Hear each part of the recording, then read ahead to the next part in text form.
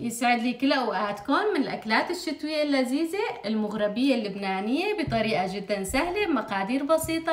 تابعوا الفيديو، جربوا طريقتي وعطوني رايكم. بسم الله. ورح نبدأ مع البصل. أنا البصل عندي الحجم اللي شايفينه، ورح أقليهم مع شوية زيت ليوصلوا للمرحلة اللي شفتوها بيتشوحوا شوي. بعد ما انقلى معي البصل وصار جاهز رح قيمه وحطه على طرف وابدأ بالدجاج. طبعا الدجاج بعد ما غسلته وصفيته من المي أنا هون رح أحطه وأضيف عليه البهارات اللي هي عندي كراوية، فلفل أسود، كمون، فلفل أبيض والقرفة. كل البهارات أنا رح أحط نص الكمية إلا الكمون ما رح أحط منه أبدا. مثل العادة رح أقلبهم وشوحهم بالبهارات على الناشف ليتحمصوا معي ويصيروا بالشكل اللي شايفينه. هلا رح أبدأ أضيف عليه المي المغلية وكأني عم أسلق الدجاج العادي.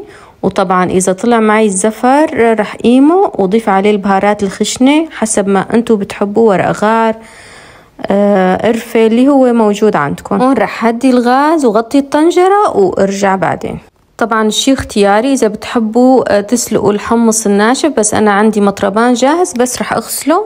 رجعت للدجاج وصار 3/4 استواء. رح قيم منه البهارات الخشنة، بعدها رح ملحه وأضيف عليه البصل اللي أنا مجهزته قبل. طبعا رح غطي الطنجرة وحطها على نار هادية، وبهالوقت رح أبدأ مع المغربية. رح شوحها مع شوية زيت، بعدها رح أضيف عليها مرق الدجاج، أكيد الملح، وهي طبخة بيشبه المعكرونة، يعني الملح مع الزيت مع المي المغلية. وهون بعد ما صارت معي جاهزة تقريبا 3/4 استواء رح أجيب عندي الدجاج والبصل وضيفهم على الطنجرة. وطبعا ما انسى الحمص والبهارات البقيانة من المرة الاولى. رح اخلطهم كلهم سوا، وطبعا رح غطي الطنجرة واتركهم قريب ما بين 10 دقايق والربع ساعة. هلا هون بعد الربع ساعة رجعت لها وشوفوا كيف صار شكلها، كل حبة بحبتها ابدا ما لزقوا ببعض، وطلعت جدا ظريفة وجاهزة للاكل. وصحة والف هنا.